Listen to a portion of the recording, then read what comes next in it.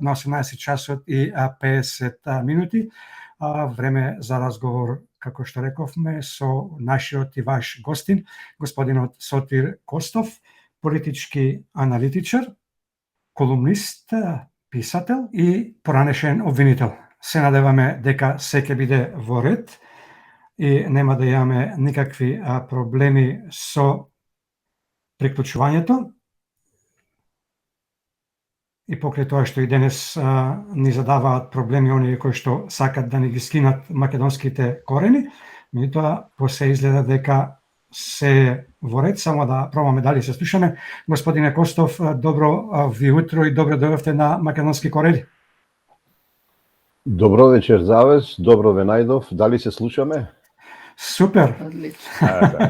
Моите поздрави, Јон и Бети, до вас, поздрави до Македонски корени, вашето радио, до сите ваши слушатели и до сите наши македонци во Австралија и било каде да се во светот.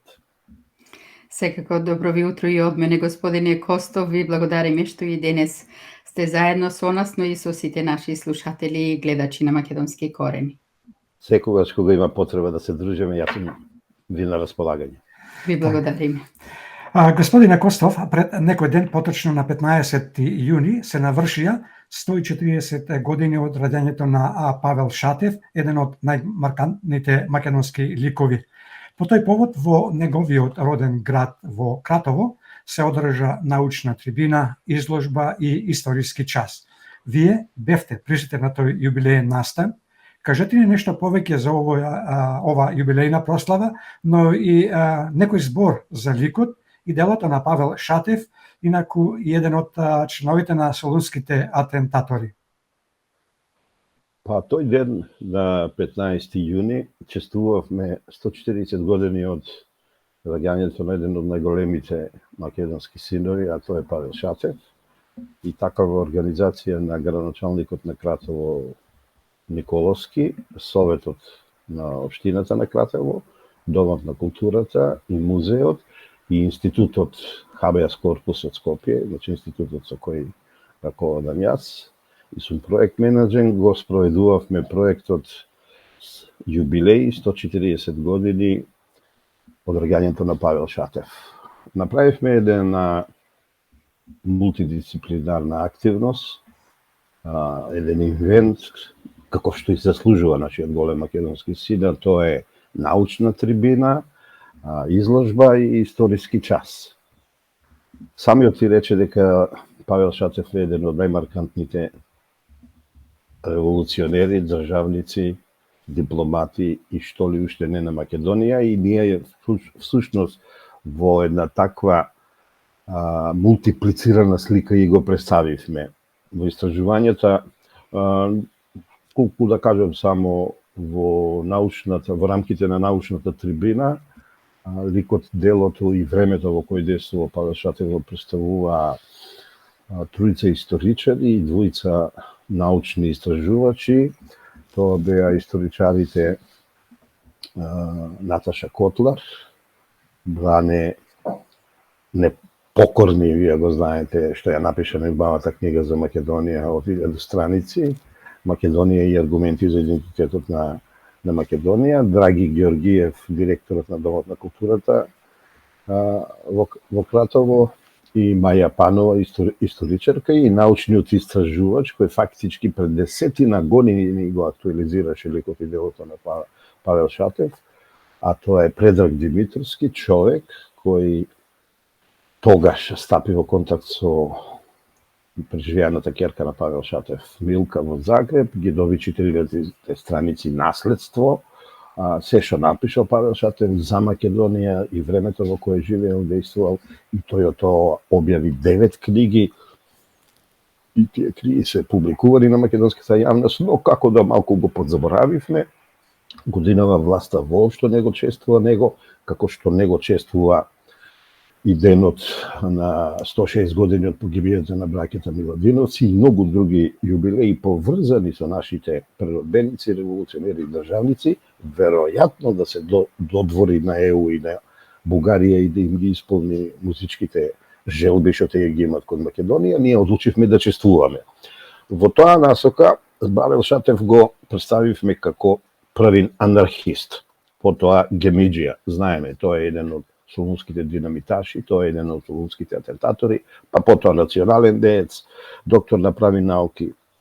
Тој е современик како на Илинден, така и на Асно, значи на двата наша најголеми светилника. Тој е член на президиумот на Асно, тој е член, тој е министер за правосудство, дипломат, државник, министер, интелектуалец, правник, политички емигрант, публицист, писател, историчар, адвокат, професор и така натаму. Ако јас се прашувам, бидејќи ја 10 на 11 години го проучувам, ама и не само јас, можам да констатирам дека тој спаѓа меѓу 4-5 апостоли на македонизмот, на македонската историја. Се знае, првото место е Гоце Делчев, веднаш до него е Крсто Петков Мисирков, еве денеска и неговата, мајца ја носам, нека еве да видите. И да, и потоа е Димитрија Чуповски и секако тука е Павел Шатев, Ченто. Тие 4-5 луѓе за нас се светилници на минатото, поука, чест за сегашноста и поука за иднината. Па во тој чест со картовчани, со луѓе од Пробишти, со луѓе од Кочани, од Скопје, имаше нешни македонци дојдени од Германија, во кој учествувавме, положивме цвеќе пред бистата на Павел Шатов во музејот. Ја отворивме таа една прекрасна изложба. На изложбата за прв пат покажавме слики од панихида на Павел Шатов и замислете слики што ги сликала ДБК, значи него оставила намера и кога бил починат.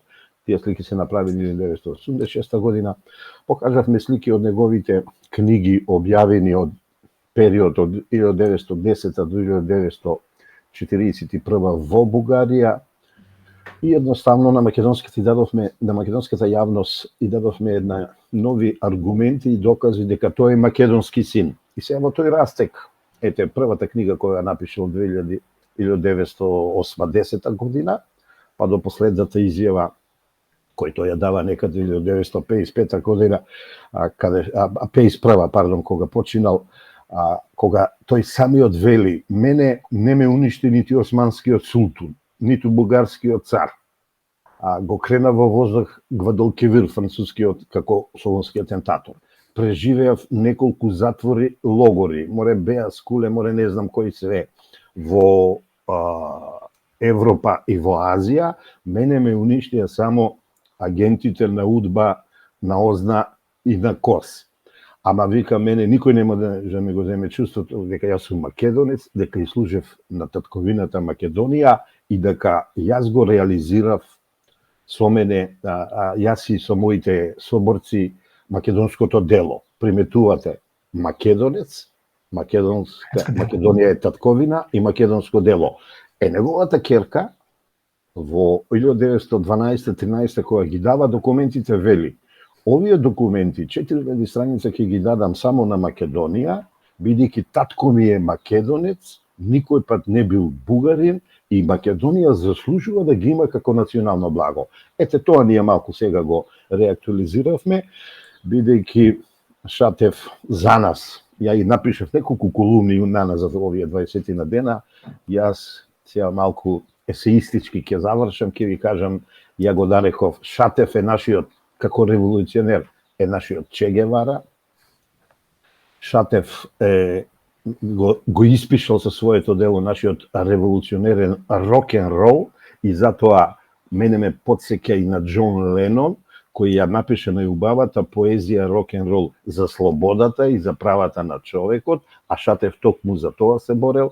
И Шатев како човек кој страдал и ја посакувал слободата и бил во затворите, ме потсеќа на Нелсон Мендела, кој преживеа тортура, а Шатев дури и поголема тортура од него има преживеано. И секако ледонките што ги носел од шилата ме потсеќа на Џон Ленон. Едноставно Шатев е голема личност за македонската историја. Интересот беше многу голем, се дружевме таму и оставивме пишани документи, визуелни, аудио, видео, слики. Ќе се потрудиме да издадиме брошура, веќе сме на пат да издадиме, а ова изложбата ќе гледаме по општините да ја шетаме, да не заборавиме до година е 120 години од гемиџиите, 120 години од Иледенското востанието и ние се припремаме да не дозволиме да заборавиме кои луѓе се вградиле во темелите на македонската преродба, револуција и државност. Еден од тие и од најголемите е Павел Шатев. Добро е што има македонци наспроти оваа власт која што се уплаши од зборовите на Радев дека македонизмот не смее да влезе во Европската унија и искрено да ви кажам зборовите кои што ги пренесовте од неговата ќерка, слушајќи ги како ги кажувате, ми се накрена кожата малку, да ви кажам искрено. Јон, македонизмот е влезен во Европска унија. Македонизмот е во Австралија. Македонизмот сте тие бети и илјадници македонци. Македонизмот се Македонија и ние македонците. Радев е многу неталентиран политичар, не сакам да го навредувам, ама тој е многу неталентиран политичар. Тој е човек излезен од шинелот на Тодор Живков и не знам од кои причини, поради тоа што си нема собствена историја така интересна како нашата, го вели тоа за нас македонците. Слава на ликот и делото на Павел Шатев. Да. Господине Костов, сега е и за она што не измачува и во последниве години.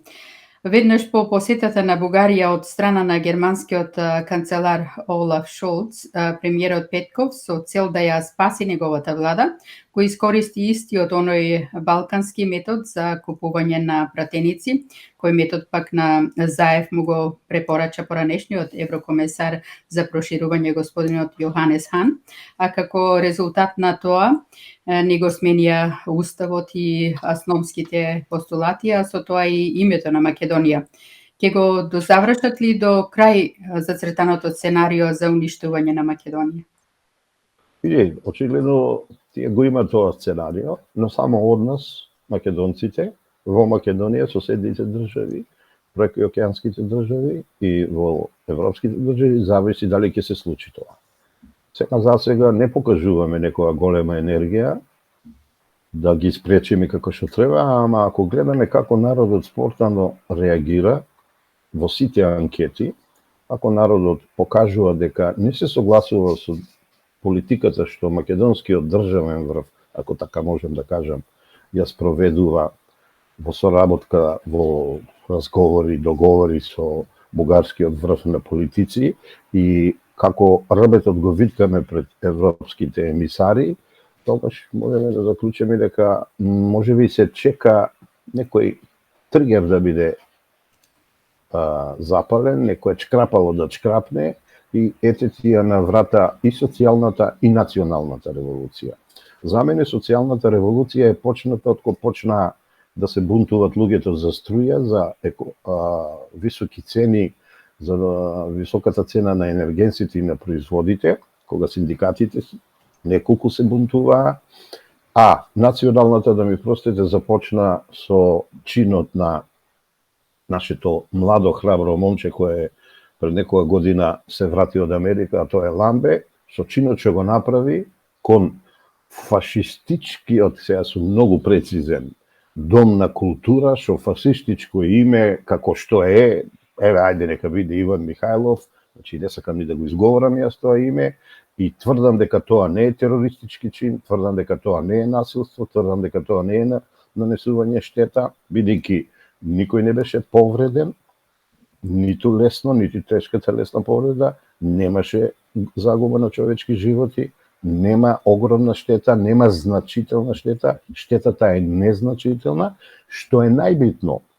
Действието е направено во одбрана на некое повисоко добро од фашистички чин направен во Македонија и мислам дека Ламбе ни покажа како треба ние да се бунтуваме против сите недобронамерници на Македонија и да се вратам сега на одговорот, тоа сценарио само со чинови во одбрана на уставните вредности запишани во преамбулата член 1, 2, 3 и 5 во Уставот на Република Македонија, ние ќе се спротивставиме на ова сценарио што бети ти го кажуваш да ни се покосат основите, темелите асновски и сите придобивки цивилизацијски што ги има нашата држава. Така да мислам и покрај недоголемата организираност, некој пат спонтанноста е поголема сила од било што друго организирано и претходно планирано. А спонтанноста мислам на народот. Така. За време на посетата на Македонија, германскиот канцелар Шолц изјави дека Македонија ги исполнила условите за почеток на пристапните преговори со Европската Унија. Но кога отпатува во Бугарија на средба со бугарскиот премиер, тоа негово јавување изостана и не му рече на Петков дека Македонија ги исполнила сите услови. Дали ова се двојни аршини или во најмала рака лицемерно? Како вие го оценивте ваквите пораки? И двојни аршини и лицемерно, и јас би рекол врвен политичко лицемерство, и што да ви кажам, јас ја пратам германската историја и дипломатија, тие имаат многу личности кои ги запамтила историјата, политичката историја. Лично мислам дека Шолц е една превална личност, ниту сенка од канцелар, и само таква личност, неизградена дипломатски и политички, може да си дозволи во Белград да каже едно, во Скопје друго, во Софија трето. Контекстот е без малку ист, малку белградскиот контекст е поинаков за обединет Балкан, отворен Балкан, а Софија и Скопје се разговорите, мислам, се за односите на Бугарија со Македонија и за македонските евроинтеграции. Не може овде да каже дека ние сме ги исполниле стандардите и принципите и дека заслужуваме одамна влез во Европска унија, а во Софија да каже да, Македонија треба вика да ги исполни стандардите, но треба и да ги реши нерешените прашања со Бугарија. Значи, едноставно јас не го игнорирам, мислам дека тој не е добронамерник на Македонија и од такви луѓе во минатите 2-3 декади ни се случува ова што ни се случува во демократска Македонија.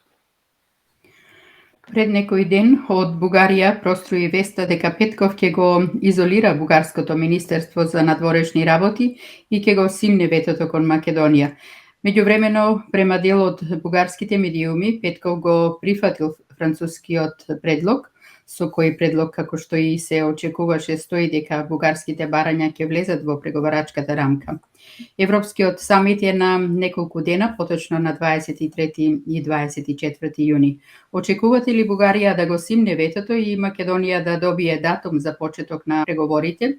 И дали тоа вето ќе биде сепак условено, како што ние на македонски корени пред недела дена тоа го рековме, а сега гледаме дека е така? Дали евентуално подигање на ветото е добивање на датум, макар и условен, ќе значи ли спас за оваа ненародна влада? Јас бети посакувам Бугарија да го симне ветото. А кога се работи за моите очекувања од Бугарија и слични соседи како Бугарија на Македонија, не очекувам ништо добро и добронамерно. Мене тоа ме учи историјата, минатото и сегашното однесување на бугарските политичари, кои се недобронамерни кон Македонија, кои крајно не фер, не дипломатски, не цивилизирано, дори би рекол, се очекаа да го решиме проблемот со грците и на првата кривина дипломатски, политички не нападнаа фактички. Они денес вршат едно политичко насилство, едно дипломатско насилство кон Македонија, кога ни е најтешко, кога е најпотребно да ни подадат рака, како ние тоа што го направивме во периодот од 1997 до 2007, кога тие го правеа нивниот процес за влегување во Европска унија, кажавме дека немаме никакви нерешени прашања со нив, дека добрососедските односи ни се на високо ниво, тие го прават спротивното. Чепкаат во нашето најубаво, нашето најсакано, најблиско минато и велат дека таму нема македонци, дека таму нема македонски јазик, дека таму нема македонска историја, дека се е тоа бугарско. Значи, од такви луѓе ја не очекувам ништо. Ама, како што реков, како македонец кој сака добро на Македонија, на моите деца, на моите внуци и на сите, на сето македонско поколение, јас очекувам да се случи такво нешто. А најверојатно, значи некаде прилика 99-100% е сигурно дека тоа нема да се случи, или ако се случи, ќе се случи со некое условување кое ќе е погубно за нас македонците. Видете, дори сега гледаме после 4 години дека не било бетониран идентитетот на Македонија со Преспанскиот договор. Моите информации велат дека ни се спрема Преспа 2 многу погубна од Преспа 1. Значи, да ми простете, ама проклети да се тие езерски договори, рамковни договори, времени договори, алудирам на она со Грција што беше 95 година, она во Охрид што се случи и новија договори Преспа Охрид, значи и секој пат кога нешто на хартија сме ставале, ја тука го негирам председателот, што изјави дека било добро да имаме нешто на хартија. Не! Нашата хартија е уставот на Република Македонија. Значи, таму имаме запишано што треба, а не да го менуваме уставот на кој како ќе му текне. Нека влеземе во Европска Унија, па ајде да го смениме уставот, да ги додадеме ако треба и бугарите и да ги додадеме и хрватите на кои сме им должни, бидејќи ние сме во нивниот устав градени и така натаму. Ништо добро не очекувам од овие политици бугарски кои се заглавени во минатото, во глибот на минатото бугарско. Дали по разрешување на председателот на Бугарското собрание кој доаѓа од партијата на премиерот Кирил Петков е некаква најава дека владата го нема мнозинството во собранието и веќе е на стаклени нозе? И дали францускиот предлог ќе биде побрз од падот на владата на Петков? Видете, очигледно бугарите имат проблеми, бугарската политика е заглавена во ќорсокак, ама тој им е бумерангот. Пазете, свевишниот гледа се и одмерува кому колку да му даде или да не му даде. Морам вака да се изразам. Значи, тие нас не малтретираат со години, со декади, со векови. Сега видите ли, за 2-3 години 4-5 пати излегуваат на избори и таа демократија нивна е многу чудна. Јас вака, уопште не ме интересира што им се случува во собранието и во владата и во председателскиот кабинет, верувајте ми, каде што се наредени сите наши преродбеници, не знам дали сте виделе сликите. Но, како аналитичар морам да ви одговорам. Да, очигледно тие се во криза, очигледно тие сега прават оние националистичките ретноградните сили под заскриење позади ГЕРБ, поради социјалистите, поради остатоците од Каракачановци, Димитровци, Захариевци и така натаму, сакат да наштетат на сегашната влада, која како така покажува некоја послушност или еве да кажам сервилност, особено кон актуелната политика на Соединетите Американски држави и сакат да го спречат тоа, пошејќи се дека ќе ни дадат нам пас, тоест ќе го симнат ветото и ние ќе добиеме дата за преговори. Прво, и тоа не е Бог знае што, бидејќи тој процес е многу долг, а јас сум рекол тој процес никој пат нема да се реализира со вакви комшии, бидејќи по овој трг утре можеби ќе се повампири Србија, Албанија и не знам кој друг, а Грција дали приметувате на секој саем во Европа, на книги, на вино, на храна, на не знам што, кажува, стоп, тргнете ги овие вина, тргнете ги овие книги, на нив пише Македонија, македонско и така натаму. Значи, тешко нам со вакви хиени соработници и соседи, ако велам, не мислам на народите, туку мислам на државниците кои ја узурпираат политиката и дипломатијата да заземат се што е преостанато од Македонија, од кога почнаа да делат 1913, па ајде сега и Вардарска Македонија, така да речена, сака да земат. Тоа е мојот одговор за состојбите во Бугарија. Таму има еден завриен котел, што не се знае во вторник дали ќе преживее премиерот, ево се конкретно да ти одговорам, а и да преживее, не се знае колку ќе обстане таа влада од причина што националистичките сили се во атака, се во напад и не се знае што ќе испадне, како ќе испадне. А колку е опасно за Македонија и македонскиот народ добивањето на условен датум со влегувањето на бугарските барања во преговарачката рамка? Докаде се отидени со отстапките ови од македонскиот државен врв, Ковачевски, Османи и Импендаровски? И дали е можно тие веќе да имаат подпишано нов договор со газење на македонските црвени линии кои беа изгласени во македонското собрание? Кон каде се движат работите? Има ли ова македонски македонска ненародна власт барем малку човечанство и малку македонско во себе за да крене рачната?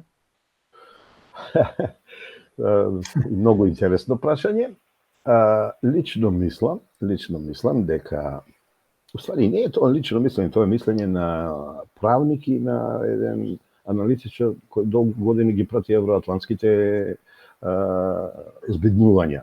Значи, едно е да исполниш принципи, норми, правила, вредности Европска унија и на евроатлантските здружувања, а друго е да исполниш, простете ми, музички, значи под наводници, метафора, музички желби на Бугарија и на бугарскиот политички врв.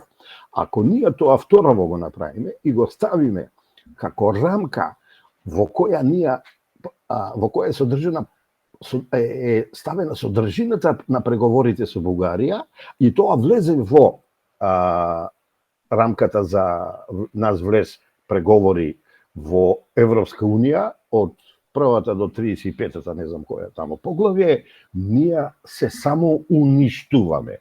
Ние рескираме на секој втор состанок, да не речам секој следен состанок, да има нови барања од бугарите, од грците сега за сега, од нив, значи, и да ни кажуваат што да пишува во нашите учебници, како да ги воспитуваме нашите деца и да ни кажуваат што да изсветлиме, а што да вметнеме во нашата историја и како да го устроиме нашето образование. Срамота.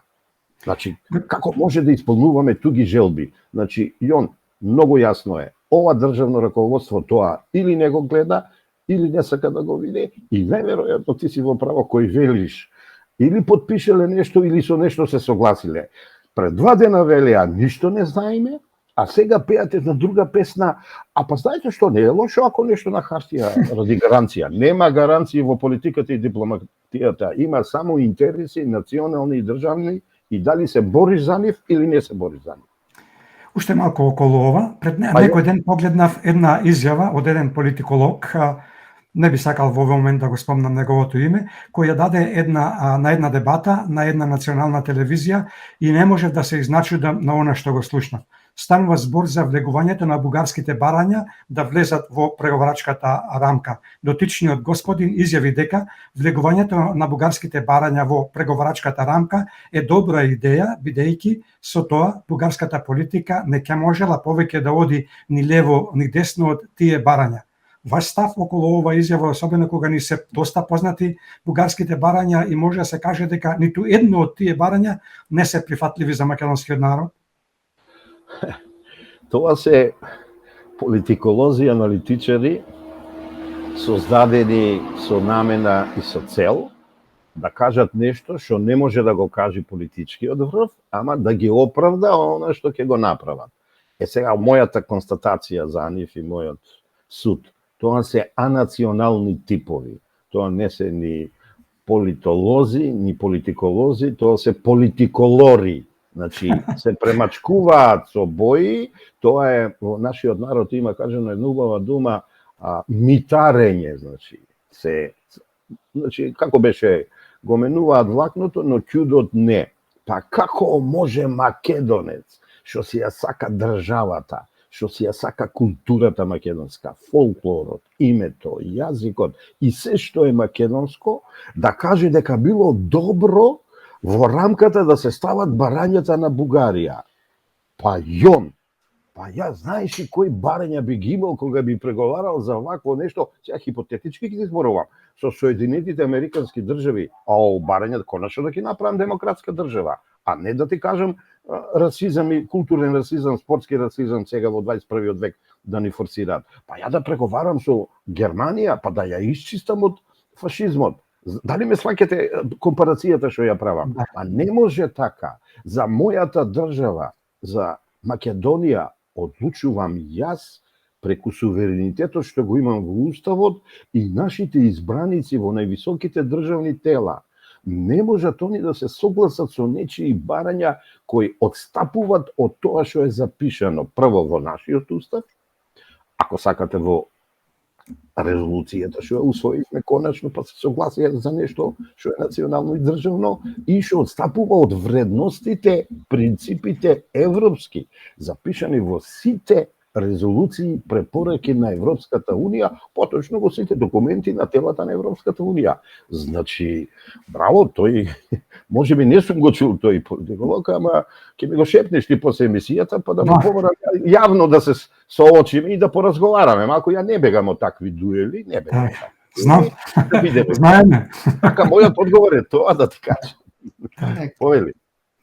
Како ќе ја прокоментирате изјавата на лидерот на партијата Воздржание Константин Костадинов, кој во средата вечерта во Бугарското собрание изјави дека Македонија е бугарска, нема македонци и македонски јазик и Бугарија заедно со Македонија треба да биде една држава во која што живеат бугари. Изненадени ли сте од ваквата изјава или пак поголемо изненадување е тоа што нема никаков демарш од страна на министерот за надворешни работи Бујар Османи, но и од целиот македонски државен врв? Знаете како ќе реагирам?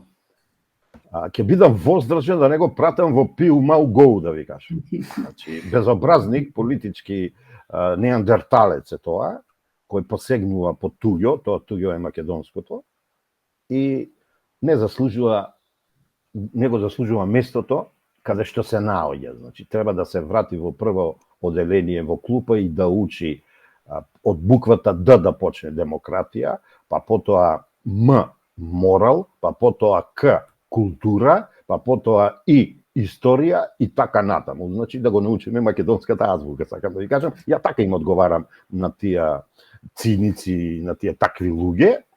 А за нашето раководство, да, ама сега види, што да ви кажам за Османи, учено, недоучено детиште за политика, еве, тој оправдува министри од Албанија, од Косово, а и молчи нови од Бугарија, значи имаме министер кютолог имаме ние. Не знае да реагира, се покажа, не знае да реагира и премиерот. Жално, многу жално, ама видите, донека е ова власт очигледно така ќе си тргаме, така ќе си трпиме, а јас велам, ајде да се дигнеме да ги собориме. И тоа е, од самајле ја пеам песнава Пала влада, да ви кажам, убав ден, ќе има протести, заборев на почетокот и вам да ви ја пренесам Пала влада. Така. Ова е алузија, бидејќи таму чувме гонат по ДБК, она ми отвара досиеа, па еве да им дам шанса поголема. Повеќе да направат.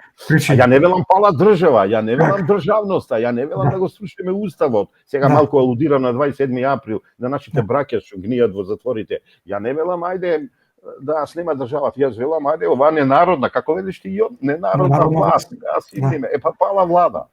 Така. Господине Костов, како ќе го искоментирате потегот на македонската дипломатија да поддржи Украина, изјавувајќи дека заслужува да биде да добие кандидатски статус за членка на Европската Унија, а од друга страна УВО не ги уболи и остануваат неми, но она што завчера се случи со уценување на Македонија преку прифаќање на бугарските барања во преговарачката рамка, а кои барања предвидуваат бришење на македонскиот народ и асимилирање, односно бугаризирање? Кога во прашање конфликтот воен или специјалната воена операција, што вели Путин, јас сум многу внимателен, познат сум по тоа дека сум пацифист, дека не сакам војни, значи ја војната не ја оправдувам, ама, како велат турците, многу доволно сум искусен да сватам дека Русија не води војна со Украина, напротив, Русија таму води војна со Соединетите Американски држави и до нив Европска Унија. Значи, тие се големи лицемери што дозволија да гине украинскиот народ, давајќи му оружје во милиарди долари. Наместо први да се договорија со Путин, на 3 до 4 пати наназад во оваа декада ги молеше Путин да се договориме. Не бива вака, не обкружувате. Човекот интересите на Русија сака да ги заштити. 91 година, 1989 му ветија на Горбачев дека нема да се шират. Ајде што се проширија. Сега сакат и да опколат Русија и сега додека Америка во минатите 20-30 години водеше војни 20 на 30 ни светот и уништуваше цивилизации древни, Русија растеше економски, социјално, политички, воено. И кога се осети доволно силна, тоа им го покажа со Крим 14 година, а од Крим до сега ги предупредуваше. Фашизам има во Западна Украина, стопирајте го. 14.000 жртви има таму. Сега, овој увод морав да го кажам, за да го кажам мојата позиција во врска со ова војна, инаку јас сочувствувам со украинскиот народ, ама сочувствувам и со рускиот народ кој е тортуриран во Западна Украина и тука треба да имаме еднакви аршини. А реков, не ја оправдувам војната. Сега, ова нашите што го направија е трчање на прле пред магаре нашиот народ, вели. Се ние први се истрачуваме. Прво, кои сме ние? Ние не сме релевантен политички, воен, геополитички, геостратешки фактор, први да истрачуваме и да даваме некои констатации, да ви кажам. Јас не се срамам да кажам дека пред некој ден бев на прославата на Русија, на руската амбасада во Македонија за нивниот државен празник. Тоа што го видов, воопшто не ми се бендиса. Ниту еден државен представник, ниту еден медиум немаше присутен да го одбележи тој настан. А кога е 4 јули, сите одат као да не кажам амеби гмизавци, им се удвараат на Соединетите Американски држави. Видете, факт е дека Русија е во војна. Ама ја уназад ги гледав како одеа новинари, државници, да не речам безрбет на колена, на калето и учествува во тие прослави на Соединетите Американски држави. Што сакам со ова да ви кажам? За жал, некоја наша врвна државна политика прифаќа културен расизам, спортски расизам, национален расизам и историски расизам, што го наметна Соединетите Американски држави, подпомогнат од Европска унија во поглед на Русија и сега ајде Русија ќе ја елиминираме. Не, со Русија треба да се преговара, не ние. Треба да преговара Украина, а Зеленски таму си прави стендап комедија. Му гинат луѓето, тој ги гледат или изјавите како ги прави. Јас да сум некој, има една песна од Индекси, да сам ја некој, ја веднаш ја прекинувам војната, ги седнувам на маса Путин и Зеленски да се договорат. Анкл Сем и Европска унија настрана, нека чекаат во чекалната, бидејќи војната се води во Украина, поточно во западниот дел Украина, кој некој пат Белорусија, сега историјата е малку интересна и е незгодна, ама кој голем број население руско има таму и овие ги бранат интересите на тоа руско население. Значи, нашите истрачуваат, се немате реципроцитет. Некако ја фатија страната на Украина, кој, верувајте, не е исправна страната на Украина. Ами таму имаме фашизам во 21. век. И сега јас ќе го бранам фашизмот. А Македонија секој пат била на исправната страна на историјата. За жал, овој пат не е тоа точно, ама треба малку повеќе ова да го објаснувам, за да не испадне дека ја бранам војна. Напротив, јас ја осудувам војната, ама војната беше предизвикана и еве вака велам. Зошто таму не одат милиарди помош во хуманитарна помош, во храна и во било каква помош, ама не војна. Таму оди само војна помош. Срамота е тоа. Тоа е мојот суд за ова што го направи македонското македонскиот државен врв. Так. Од притисок на јавноста, активниот притвор на Ламбе Алабаковски, кој ја запали влезната врата на оној бугарскиот клуб со името на докажаниот соработник на фашистите и нацистите, го сменија со куќен притвор, а пред некој ден укинат му е и куќниот притвор, но пак му е одземен пасошот. Ние и минатата емисија говоревме на оваа тема со господинот Дардан Венецки, кој покрај трагањето по македонската вистина е и правник, но би сакале покрај претходното ваше споменување за ова да слушнеме мислење за случајов и од ваша страна, како поранешен обвинител. Како вие го видовте овој случај, прво потегот на Ламбе Алабаковски да ја запали влезната врата на бугарскиот центар во Битола со име на соработник на фашистите и нацистите, а потоа и однесувањето на министерот за внатрешни работи Оливер Спасовски. Да. Добро, Драган. Дардан Венецки е еден од најдобрите, ако не и најдобар трагач на македонската вистина, а добар сосема солиден правник, така да сте имале добар соговорник и ќе ви открием нешто. Припремаме Македонски манифест, 4-та книга, каде што за македонската вистина некои нови факти и артефакти ќе изнесеме, така да мислам Драган Дардан ќе биде меѓу првите што ќе ви го пренесе тоа.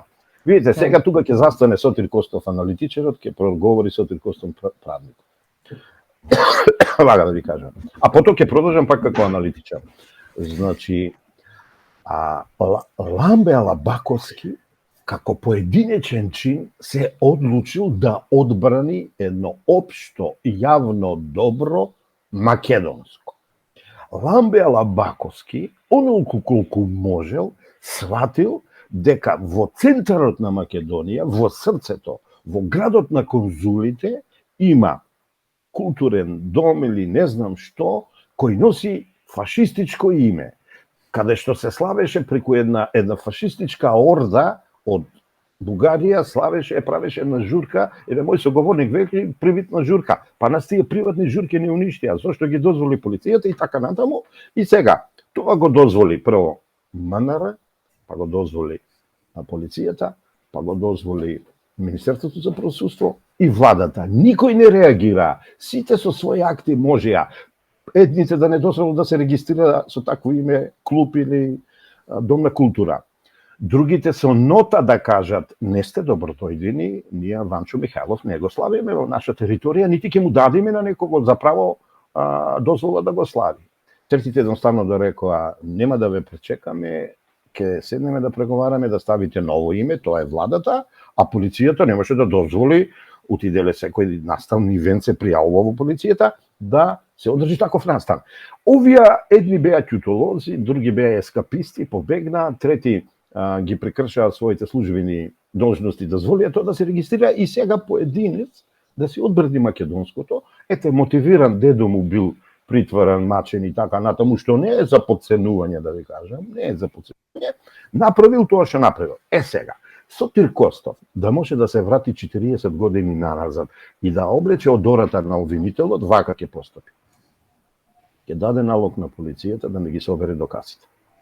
Од кога ми ги собере доказите, ќе седнам, ќе проценам и најмногу што ќе направам, ќе пуштам прекршачна пријава, има тамо еден од прекршоци што може и ќе го пријавам во судот за прекршачна пријава. Значи, граѓанин на Република Македонија прекршачно се огрешил, ете сега да ви точно да ви кажам, кон нечија ограда, кон нечиј надпис и го запалил. Ке им дадам до знање и на политичарите, и на граѓаните, и на бугарите, и на сите, дека работи правниот систем, дека функционира, дека има правда, ама нема да затвараме македонски синови кои се борат против фашисти и профашисти. Овие наши што направија? Полицијата излезе триумфално соопшти. Ги собравме сите докази, нека оди во затвор, го осудија, го нема тоа право. Само судот може да каже што е доказ, што не е доказ и дали некој ќе биде осуден. А овој нашиот министер го осуди. Што очекуваме од него? Знаете ли на Кубаново што му направи во изборите? Го окупираше тој министер. Тој министер уште тогаш требаше да си даде оставка. Така да. Апсолутно. Сега, не знам дали доволно ви убедив. Кој што сака нека мисли. Јас сум на страната на Ламбе Алабаков и јас тука не морализирам. Тука паѓа, знаеш, они сега не фаќаат како можеш да дозволиш на паликуќа. Не е точно. Детето бранеше Македонија. Детето бранеше устав тамо, детето бранеше од напад од фашисти и профашисти. А за прекршокот што ги минал границите на дозволеното, јас тоа ќе го карактеризирам како прекршок, си има казни, ќе си биде казнето. Сега, тие ја видоа грешката, го затворија и веднаш го пуштија ути јавноста и им се дигнавме. Тие знаеа дека ќе им правиме бели тъп, и еве, грешката ја покажа, сега нема добрец да зборуваат како мене и јавно тоа да го кажат. Браво за Ламбе Алабаковски, браво. Так, господине Костов, ќе мора да ставиме во втора и вие Прекинуваме. До кога македонскиот народ ќе ги толерира оние од ова ненародна власт кои цицаат од државните јасли, кои се полнат со потта на македонскиот народ, а за возврат на тоа добиваат само навреди и омаловажувања. Не го изговараат името на државата Македонија и сите атрибути кои што произлегуваат од тоа име: македонски јазик, македонска црква, македонска култура, македонски фолклор, македонска полиција, македонска репрезентација и да набројува, има уште еден кош други зборови, до утре можеме да набројуваме. До кога ќе газат по нашето македонско достоинство? Па види, не треба ние да ги дозволиме да газат. Треба ние да го дигнеме гласот, треба ние да се побунтуваме, треба ние да покажеме Ја знаете мојот слоган ви го кажав, мислам пред некоја емисија кога гостував кај вас. Со збор и непокор македонствуваме. И јас и тоа го правам. Еве ја не знам дали приметите 2-3 пати се напив прв пат додека сум во емисија кафе, синоќа до касно ја довршував брошурата за браќата Миладиновци, да стигнеме за 24 да објавиме. И едноставно малку да не речам сега да се правдам бев поспан и ние еве со збор и непокор ние македонствуваме, ќе објавиме нешто што пак нема да слават, да чествуваат, тоест да одбележуваат во случајов 160 години од смртта на браќата Миладиновци. Значи, треба да се побуни она нашето внатрешното родолюбивото. Треба да покажеме дека ние сме луѓе кои знаеме што е национално добро и знаеме што е државно добро и да се побуниме, да излеземе на улиците, да излеземе на площадите. Сега тука имаш многу видови на отпор, резистанс што се вели. Сега да не зборам од теоријата, значи имаш боди резистанс, имаш мајн резистанс, имаш се, ама на мирен начин, достоинствено се вика под наводници да ги окупираме државните институции. Ќе паднат луѓе, верувајте ми. Со народот никој не излегнал на крај, со народот никој не се разбрал. Ова се зборови на еден наш писател познат, кој рекол харизмата е во народот. Народот што ќе направи, ќе памти цел живот. Затоа народот бира, народот руши. Треба да се побуниме и до тогаш, значи, колку вчера, не утре, треба да си го одбраниме ова што велиш ти, нашиот дигнитет, нашето достоинство, нашиот образ. Ама Јон, извини ме Јон, ама некој нема образ бе. Тука има Јон кај некого. Жалосно. Многу жалосно да кажам. Так. Според последната анкета спроведена од Македонскиот центар за меѓународна соработка, околу 63% од македонците не и веруваат на владата предводена од СДСМ и коалицијата. Како ќе ја прокоментирате оваа ситуација? Се трасирали патот за предвремени парламентарни избори и дали денешниот всемакедонски протест ќе стави печат на предвремените парламентарни избори? Бети, за мене патот е трасиран кога опозицијата, предводена од ВМРО ДПМН, победи во 42-43 општини, 42 плюс градот, 43 општини на локално ниво, на локалните избори. Тога се види дека ова власт е делегитимирана и требаше да има нови избори. Не сака. Вториот момент се случи многу брзо, кога се направи рекомпонирање на владата, премиерот си даде оставка, но номинираа нов премиер кој цела Македонија не го познава, не е биран, нема легитимитет и тоа беше вториот момент дека треба да одеме на избори. Ова е веќе показател дека кај народот врие 63% е респектибилна бројка дека некој не се согласува со политиката. Што прави оваа власт и влада и во кој правец ја води Македонија? Колку е на ова? Како беше одозгора на тога?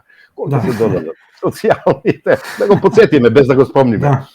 Кога ќе се додадат социјалните тензии, сиромаштијата, цените, електрошокот, реаген шокот и така натаму, да не одам до зејтинот, солта и до лебот, а тоа е основното. Не можеме да врзиме први со први веќе со нашите плати, тоа треба одма да оди на избори. Ама, еве, не сакат, сладки се тие пусти фотели.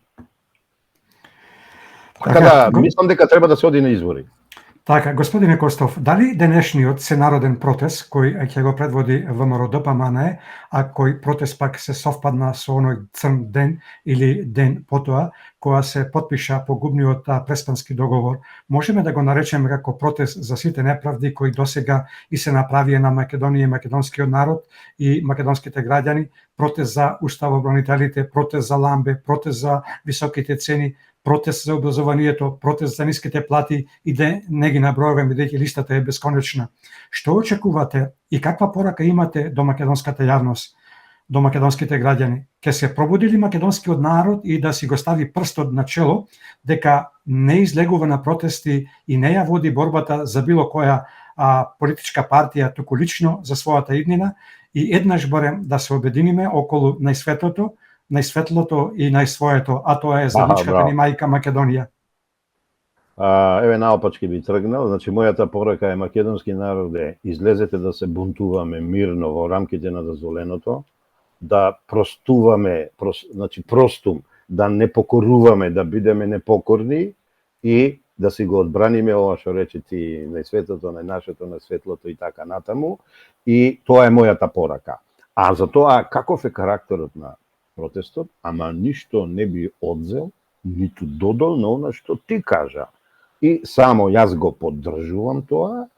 Еве, јас ќе соопштам, јас ќе одам на протестот од повеќе причини. Првата причина е како македонец, да се бунтувам против оваа предавничка, одродничка власт, а втората причина да видам атмосферата, хемијата, енергијата, што ќе произлезе од него и да ја постигне целта. А ако јас се прашувам, за жал не се прашувам, јас таму и би останал. Значи, да го вратиме долгот, да се сетиме на едни шатори пред владата, тие беа исполнети со алкохоличари, наркомани, таму имаше алкохолизам, таму смрдеше, брздеше, јас бев на времето, тоа е времето на шарената револуција, сум ги гледал после емисија телевизиска, со еден мој соговорник кога се кладевме дека тоа му се случува и на лице место му покажав кои се таму и тоа беа луѓе кои ги псуваа жените и девојките вработени во владата кога влегуваа на работа и излегуваа. Не, сега да останеме таму до рушење на власта и на еден достоинствен начин, на еден културен, на еден цивилизацијски начин да покажеме дека Македонија има народ, дека Македонија има граѓани и дека едноставно Македонија е составена од македонци родолюби. И ја само така мислам дека оваа власт ќе биде симната.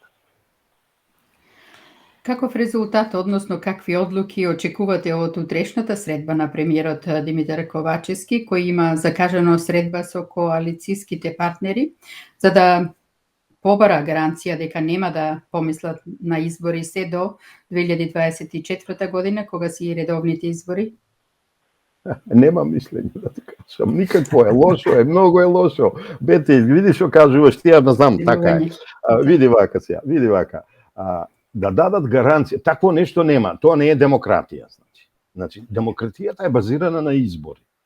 И после имаш референдуми и така натаму, совети, кога одеш локално или ово и она. И сега ти да бараш од некој гаранција дека некој нема да мисли на избори. Бре, Таче, прв пат ќе го наречам Таче, иначе ја кон него сум коректен, го поздравам од како бил менеджер, не го ставам во рангот на Заев, ама после она што го направи со Рама, он ја изгуби мојата доверба. Значи, како бре гаранција? Тоа значи дека имаш во себе нешто диктаторско и сакаш вечно да владееш.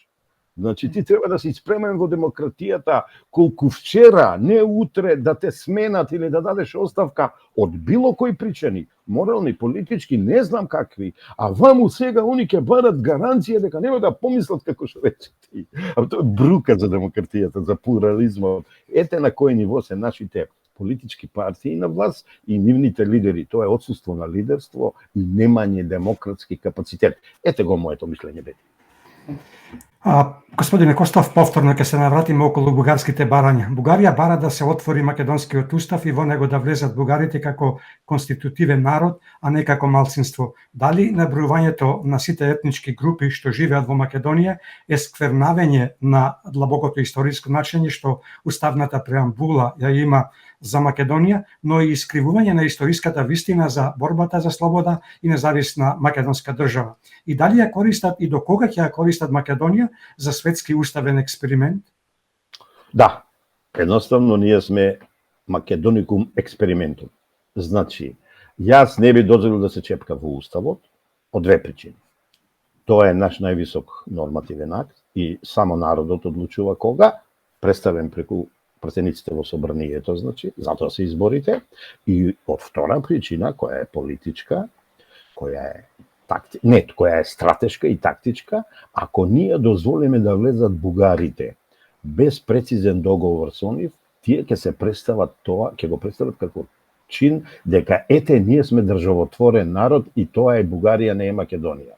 Значи едното ми е правна причина, другата ми е политичка причина. И до кога ние ќе дозволуваме да ни се случуваат вакви работи, кој кога сака да ни го менува уставот. А сега да ви кажам нешто. Синоќ имаше на една телевизија, и веќе ја кажам, Алфа една прекрасна емисија каде господјата Силјановска зборуваше, објаснуваше и не само таа и други луѓе, ама таа вака кажа. И јас се согласувам со нејзе. Значи, правата, уставни, па сакате за граѓански права, за било што, не произлегуваат од преамбулата на Уставот.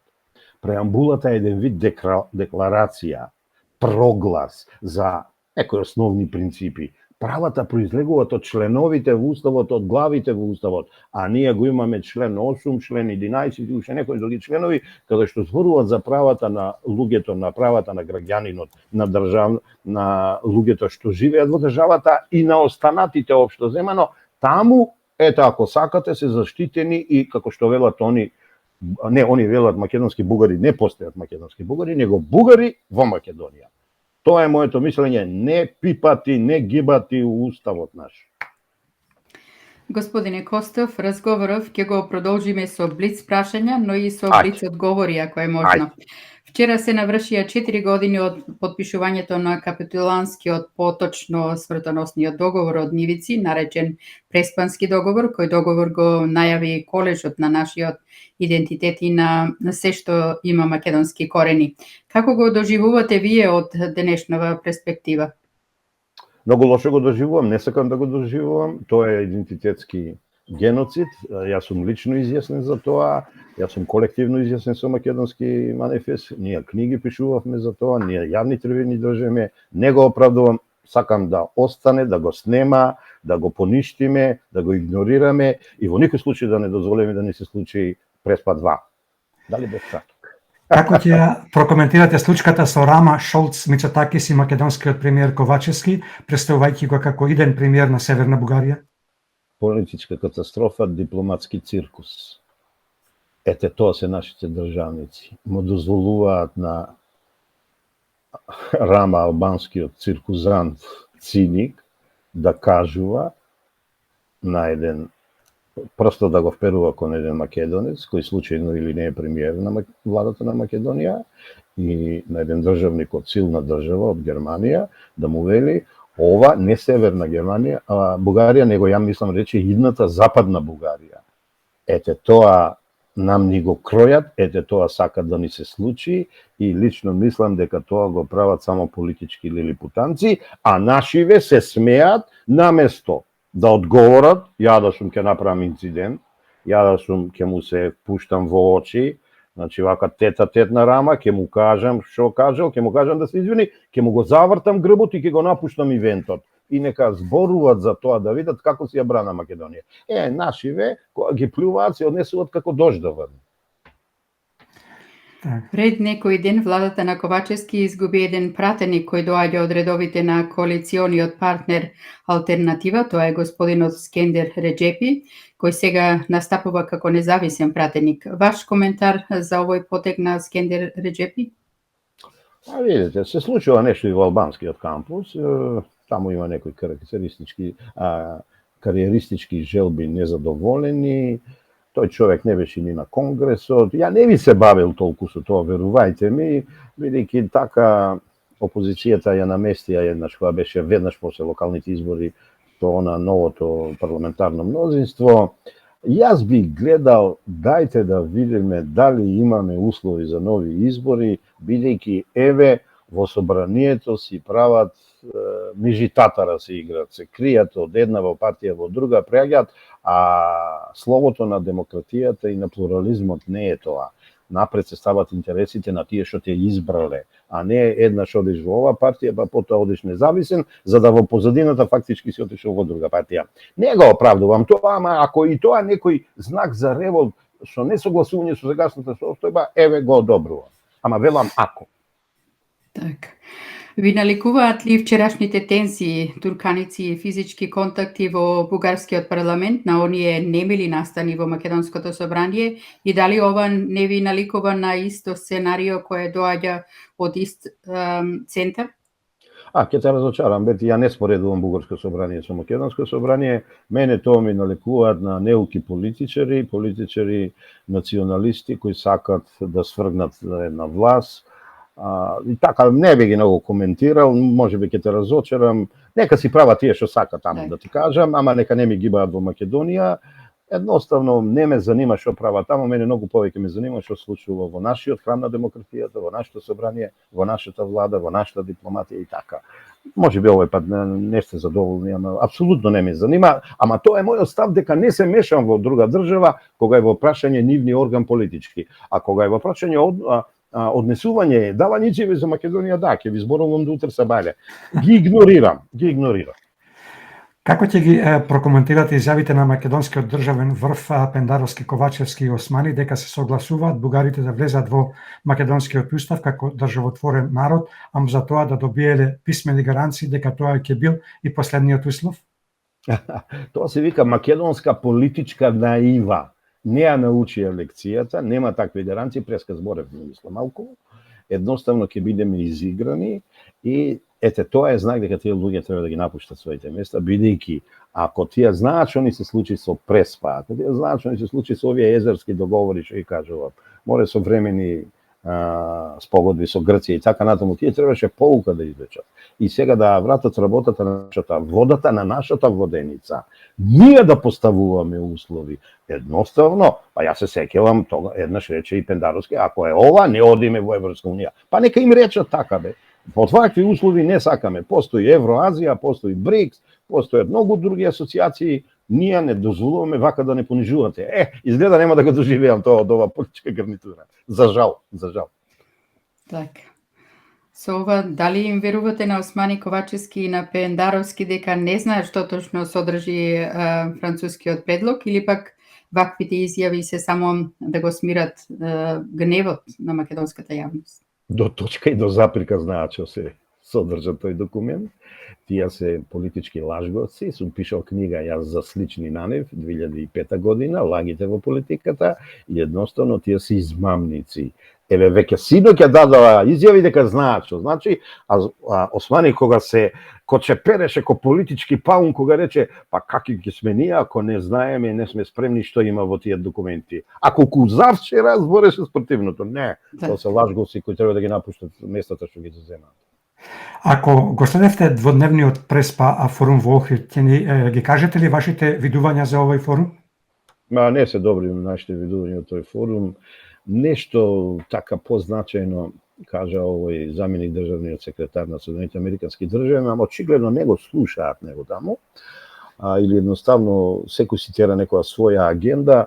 Еве ќе ти кажам зашто не сакам да го анализирам. Ја го насетив дека тоа е замачкување на очите на јавноста, не дефокусираат со него, а пазите, големото лижавче ЕУ ни го заменуваат со многу помало лижавче или моркоче, народот знае морков или стап, значи ни даваат стап, а тоа е некаква си друга политичка организација на Балканот. И сега ние треба да се испотепаме. Дали ни треба такво или не, и некој ќе рече па подобро е. Ама зошто изгубивме 30 години за Европска унија? Зошто на почетокот не ни рекува, ќе свативме дека сме сгрешиле. Ова не го мислам, ја ама сега давам констатација дека сме сгрешиле што ја растуривме СФРЈ XU и дека еве сега не пикаат во некоја друга федерација, конфедерација. Така да, тоа е дефокусирање, изјавите беа сосема безвезни за мене на луѓето од Европска унија, нешто позначајно ни кажа овој заменик државниот секретар, ама очигледно нашиве не знаат да читат меѓу редови. Господине Костов, ви благодариме и за денешното ваше учество во Македонски корени. Ви посакуваме се најубаво, да си имате убав протестен викенд, пријатно до слушање и скоро довидување. Благодарам, чувството е обострано кон вас, кон сите наси македонци, и да се надеваме дека ова за што се залагавме многу брзо ќе се оствари. Бидете ни поздравени, да сте ми живи и здрави. Поздрав и се гледаме повторно поскоро на Македонски корени. Кога вие ќе кажете? Само со подобри вести ако може. Да, тука се согласувам. Браво. Пријатно.